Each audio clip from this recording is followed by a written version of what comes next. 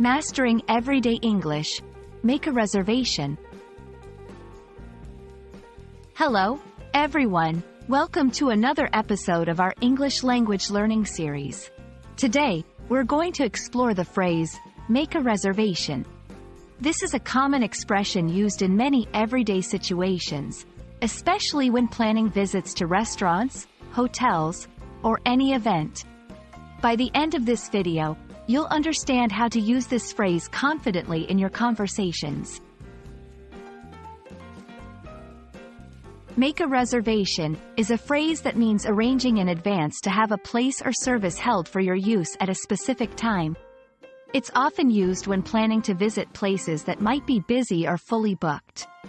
The key elements of this phrase are make and reservation.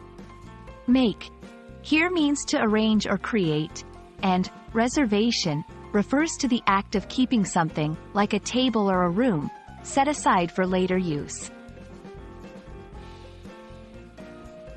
This phrase is commonly used in scenarios like booking a table at a restaurant, especially for dining on weekends or during special events.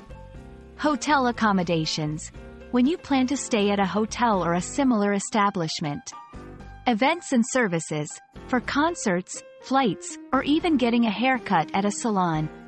Understanding the context where this phrase is used will help you sound more natural and fluent in your conversations. Let's look at some practical examples. 1. In a restaurant, I'd like to make a reservation for 2 at 7 p.m. tomorrow. 2. Hotel booking. Can I make a reservation for a double room next weekend? 3. Event ticketing. I need to make a reservation for the concert next month. Notice how the phrase seamlessly fits into different contexts, making your intention clear and precise. A common mistake learners make is confusing make a reservation with take a reservation. Remember, make is from the perspective of the customer, and take is often used by the service provider. For example, a restaurant employee might say, "We take reservations for dinner." That's all for today's lesson on make a reservation. This phrase is a handy tool in your English language toolkit, especially when planning outings or trips.